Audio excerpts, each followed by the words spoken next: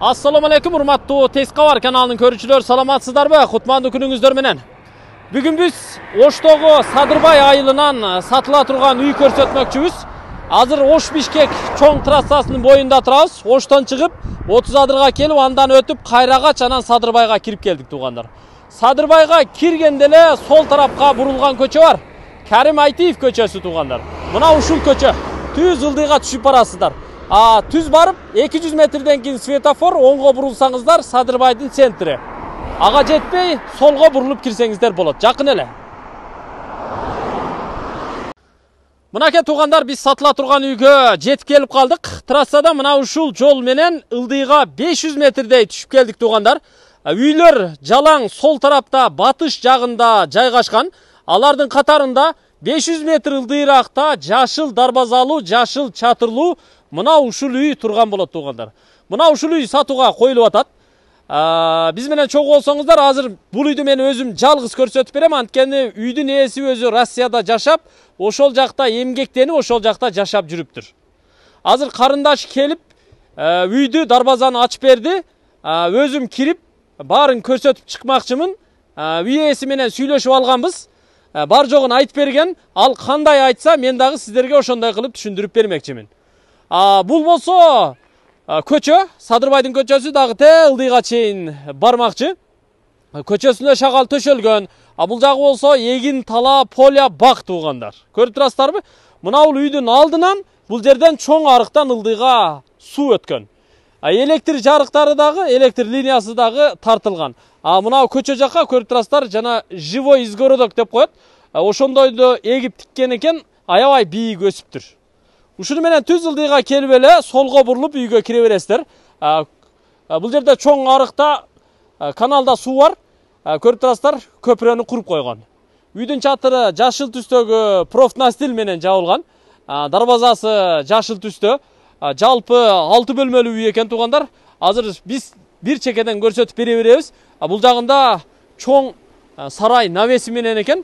Чек арасы тетиги ылдыйкы кошунанын сарайына чейин барып такалат экен. Бул жагы болсо мына үйдүн аркы бурчуна чейин экен. Мына көрүп турасыздарбы, суу шаркырап үйдүн астынан агып турат экен. Терезелери пластиктен коюлуптур.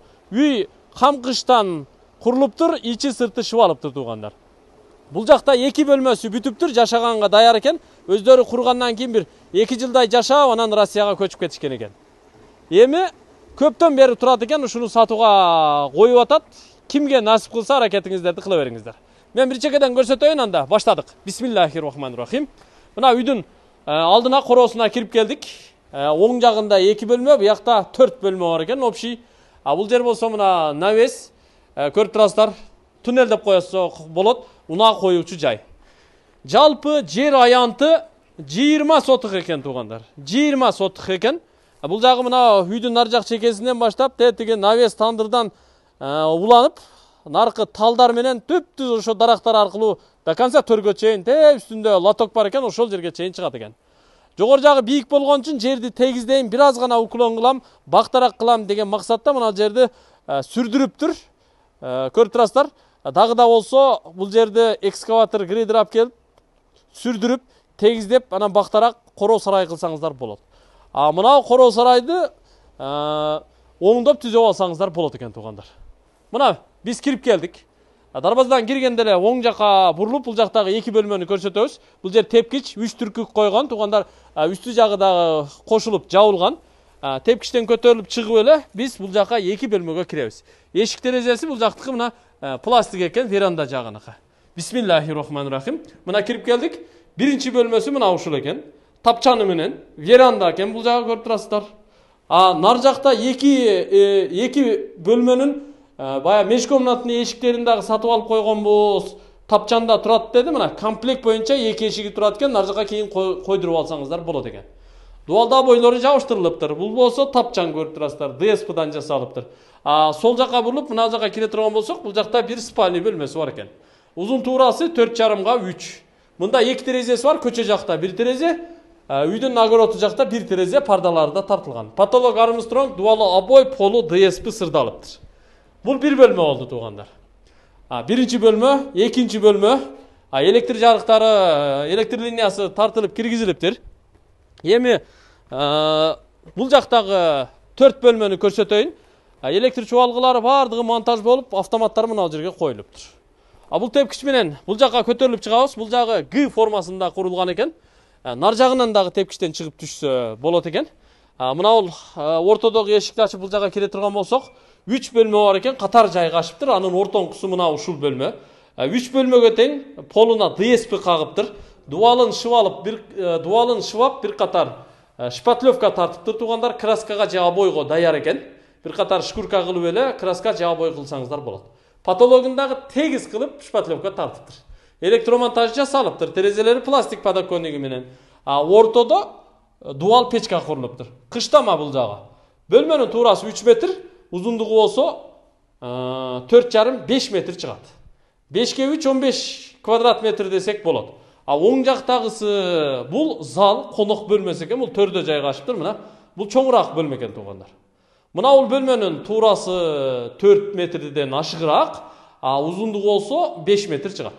4кө 5 20 чарчы метр деп эсептесек болот. Көчө жактагы терезелердин экөөсү мына ушул бөлмөдө жайгашкан. Патологу гипсокартондон 2 тепкичтүү фигурасы чыгарылып жасалыптыр. Полу ДСП жанагы печканын жылуулугу бул жактан чыгат. Бул конок бөлмөсү, мейманкана экен. Бул жакта, сол жакта дагы бир чакан бөлмөсү бар экен. Бул жагы детский спальня экен тугандар.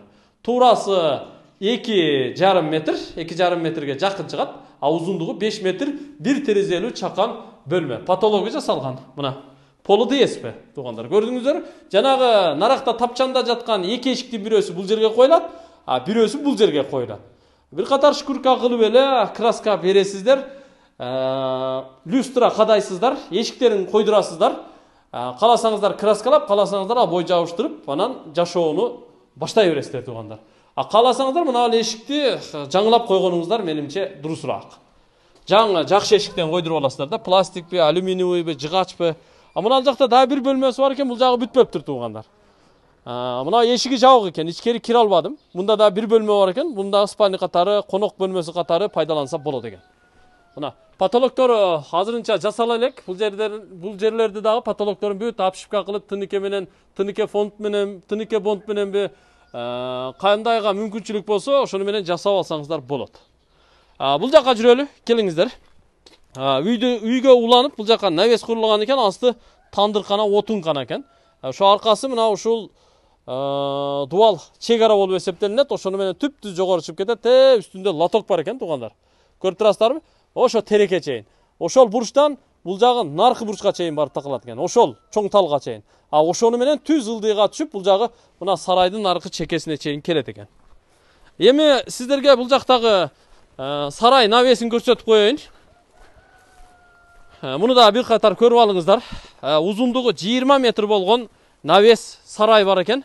Мына пескоблок менен нар жагы тосулуптур. Үстү навес болуп жабылыптыр, шифер менен тугандар. Жыгачтары жалаң, терек жыгачтар колдонулган экен. Нар жагы закрытый сарай. Ортодон бир эшик койгон экен, ал жерден калитка коюп, мал калды ошол жактан алып кирип чыкса болот экен тугандар. Мына көрүп турасыздарбы? Жер аянты ушул 20 сотық. Анан кызыл китеби бар экен тугандар. Мен баасын айтып коеюн. Баасы 2,5 миллион сом кеми бар экен. Ушул сумманы айтып кое бериңиз, калганын өзүбүз сүйлөшүп алабыз деп аманат сөзүн бизге айтты тугандар. Мына жерге жана стяжка куйганга шагалды дагы алып келип бир камаз түшүргөн экен. 2,5 миллион сом дейт тугандар. Угуп атасыздарбы? Ушул үйдүн баасы 2,5 миллион сом кеми бар экен. Ушул турушунда кызыл китеби менен шарт өткөрүп алып, келип ремонтторун бүтүрүп, аягына чыгарып жашай берсеңиздер болот. Короо сарай мына каласаңыздар жаңылап аласыздар. Бул жака кыйкылып улантасыздар, эми аны көрөсүздөр тугандар. Бул жагы да бир кошунанын үйү. Жогорку жактарда дагы үйлөр курулуптур. Ал жака менимче ошо үстү жактан жол келсе керек. Ушул үй. Мен нарагыраакка жердин төрүнө өтүп, ошол жактан дагы колдон келишинче сиздерге көрсөтүп коеюн. Анан бул жерге суга суу келгендигин өзүңүздөр көрдүңүздөр. Анан кийин таза суу бар экен. Жолдон таза суу өткөн дейт, азыркы эле биз көрсөткөн жолдон. Мына кошунасы уже тартып киргизиптир. Сиздер да ошол жолдон улап алып бери үйгө тартып киргизсеңиздер болот. Мына бул жактан көрүнүшү. Жер аябай экенен бекен, мына ал жерди кыйла сүрдүрүп коюптур. А сиздер жаңы техника алып келип дагы колдон келишинче тегиздеп сүрдүрүп туруп дагы бул жерди сонун бак кылып пайдалансаңыздар болот. Мен жыйынтыктайм. Садырбай айылында, айылдын центри негизи трассанын наркы бетинде, ал жерде мектеп, бала бакча, мечиттер бар, трассадан транспорт каттап турат. Мына ушундай шарт. Бир эле көчө бул жерде туугандар. Трассадан азыркы биз көрсөткөн жол аркылуу эле түп-түз ылдый түшүп келет. А бул жагы эгин тала поля, жайы аябай жакшы. Ушул үй жакса, эртерээк сүйлөшүп көрүңүздөр. Биз бүгүн ушу ээси Россияда болгондуктан карындашы келип ачып берди үйлөрдү. Тартып сиздерге маалыматты жеткирип атабыз. Эгер жакса, экранда ээсинин телефон номуру жазылып турат. Чалып тез арада сүйлөшсөңүздөр болот. Мага эң жаккан жери эмне дебейсиздерби? Мага жакканы суусу жакты туугандар. Шаркырап дайым суу агып турат экен. Мына теректерди караңыздар, дарактарды караңыздар. Ушул. Анда мен жыйынтыктайм. Аманчылыкта көрүшөлү. Тынч болуңуздар туугандар.